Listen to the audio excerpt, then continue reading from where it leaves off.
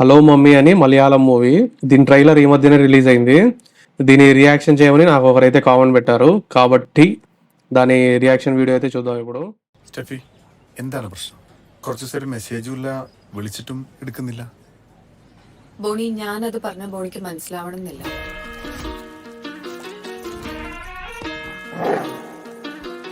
അപ്പൊ ബോണിയുടെ ഒരു കാര്യം പറയാന്. അപ്പൊ കാശേരമുള്ള കാര്യമായിരിക്കുമല്ലോ.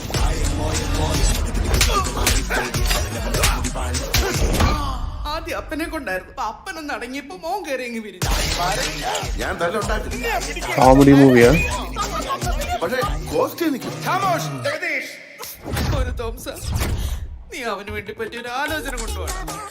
തൊമ്മ നിർബന്ധിച്ചിട്ടേ ബോണി ഒരു പെങ്കൊച്ചിനെ പോയി കണ്ടായിരുന്നു. ബോണി എനിക്ക് അവളെ ഇഷ്ടായി, എനിക്ക് അവളെ മതി.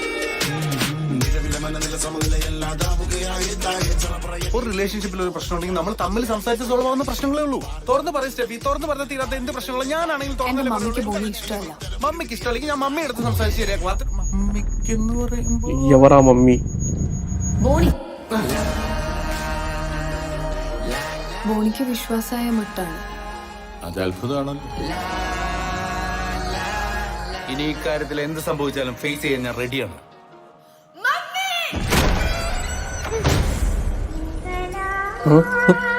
దయ్యమా?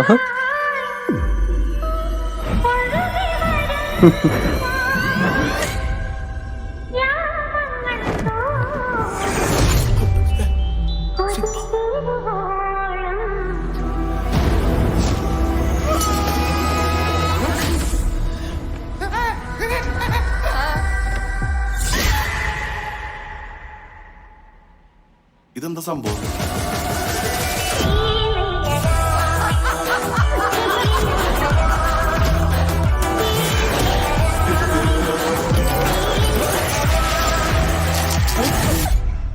Hello mummy.